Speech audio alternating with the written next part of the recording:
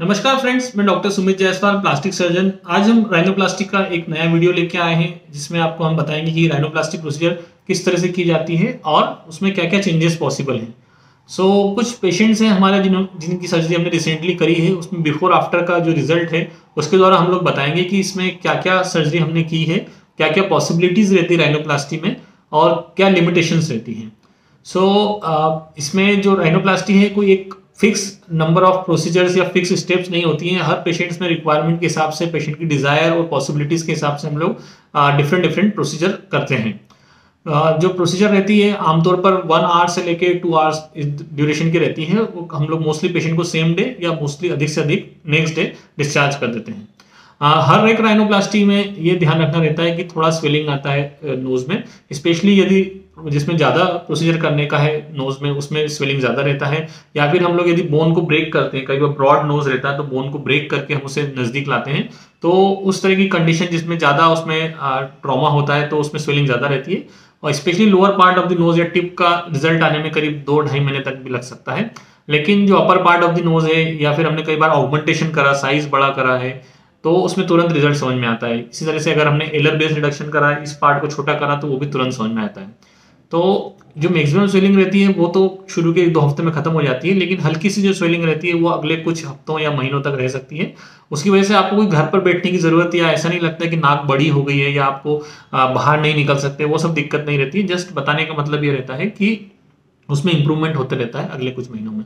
बाकी जो प्रोसीजर रहता है उसमें बाहर से कोई निशान या स्कार मार्क नहीं रहता है। यहाँ पर हम जो कट लगाते हैं उसका भी निशान अगले कुछ हफ्तों या महीनों में खत्म हो जाता है। तो इंटायरली सेफ प्रोसीजर है, जनरल एनेस्थीसिया में की जाती है। उसमें आपको कुछ दर्द नहीं होता है, कंप्लीटली पेनलेस प्रोसीजर रहता है। जो ड्रेसिंग रहती है 3 से 4 दिन तक रहती है। और उसमें जो सूचर्स रहते हैं या तो सेल्फ डिजोल्विंग रहते हैं जो अगले 10-12 दिन में गल जाते हैं, या उन्हें कटाना पड़ता है 12 दिन बाद। वो डिपेंड करता है हम लोग क्या प्रोसीजर कर रहे हैं। कुछ बिफोर आफ्टर की इमेजेस के द्वारा हम लोग समझाते हैं कि इसमें क्या हमने प्रोसीजर किया है। और साथ ही अगर कॉस्ट की बात करें तो राइनोप्लास्टी की जो कॉस्ट रहती है काफ़ी वेरी करती है with the duration of the procedure, with the extent of severity of the procedure. उसके हिसाब से जो वेरी करता है। कई बार हम लोग लोकल एनेस्थीसिया में कर रहे हैं, सपोज सिर्फ एलर बेस रिडक्शन कर रहे हैं, तो अराउंड 40-45,000 में भी हो जाता है। कई बार लोग लिक्विड राइनोप्लास्टी का बोलते हैं जिसमें कि हम लोग कुछ फिलर डाल देते हैं। स्पेशली वो उन केसेस में पॉसिबल रहता है जहाँ पे कोई डिप्रेशन है उसको करेक्ट करना है, या फिर कोई हम्प है उसको कैमोफ्लेज करना है, तो उसके ऊपर और नीचे हम लोग फिलर का इंजेक्शन कर देते हैं। कई बार टिप थोड़ा नीचे की तरफ है, उसको टिप को प्रोजेक्शन देना है, टिप का शार्पनेस देना है, तो हम लोग उसमें लिक्विड राइनोप्लास्टी या फिलर इंजेक्शन कर सकते हैं। वो जस्ट 5 मिनट्स प्रोसीजर रहता है, उसमें 20-25 हज़ार का खर्चा आता है। लेकिन जो मोस्ट ऑफ द पेशेंट रहते हैं, मोस्ट ऑफ द कैंडिडेट जो आते हैं राइनोप्लास्टी के, उनमें करीब 95% में सर्जिकल राइनोप्लास्टी ही पॉसिबल रहती है। तो यदि हम, ऐसा नहीं होता कि हम चाहें कि हमको नॉन सर्जिकल ही करना है तो पॉसिबल हो सकता है। वो सिर्फ लिमिटेड नंबर ऑफ केसेस रहते हैं जिसमें कि वो पॉसिबिलिटी रहती है। अदरवाइज ज़्यादातर केसेस में सर्जिकल राइनोप्लास्टी ही करना रहता है। वही स्थायी रहता है, वही लंबे समय तक रहता है और उसमें कोई बहुत ज़्यादा दिक्कत की बात नहीं रहती है। कॉस्ट का जो हमने बात कर रहे थे, तो जो अगर लिक्विड राइनोप्लास्टी का कॉस्ट हमने बताया 20-25 हज़ार की रेंज में होता है। उसके अलावा जो राइनोप्लास्टी कई बार सिर्फ सिंपल डॉर्सम ऑगमेंटेशन करना है तो उसका खर्चा अराउंड 60-65,000 रहता है।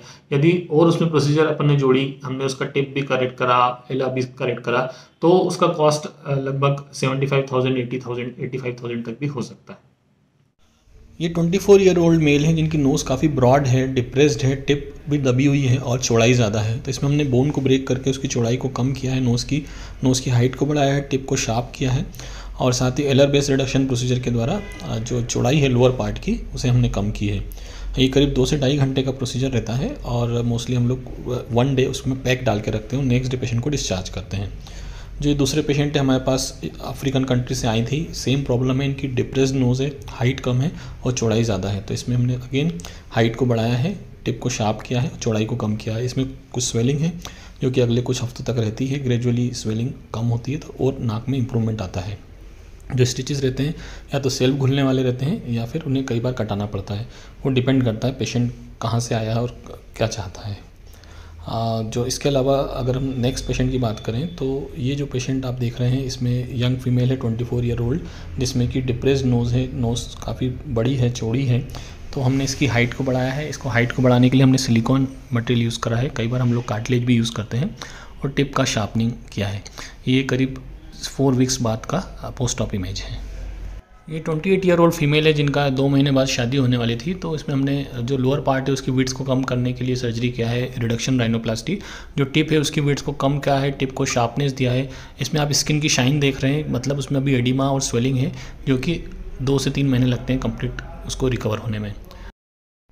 कई केसेस हमारे पास आते हैं जिसमें जो नेज़ल डिफॉर्मिटी रहती है ट्रॉमा के बाद होती है। जैसे इस पेशेंट में जो सेप्टम है वो डिविएटेड है और साथ ही नेज़ल बोन है वो भी फ्रैक्चर हुई थी ट्रॉमा के बाद। तो ये सबसे कठिन केसेस रहते हैं जिनमें हमको बोन को ब्रेक करना पड़ता है, सेप्टोप्लास्टी करना रहता है और सेप्टम को भी करेक्ट करना पड़ता है। इस प्रोसीजर को सेप्टोराइनोप्लास्टी कहते हैं, जो कि पोस्ट ट्रॉमेटिक नेज़ल डिफॉर्मिटी या नाक में सांस लेने में अगर दिक्कत है उसको सर्जरी करके सही करने की विधि को कहा जाता है।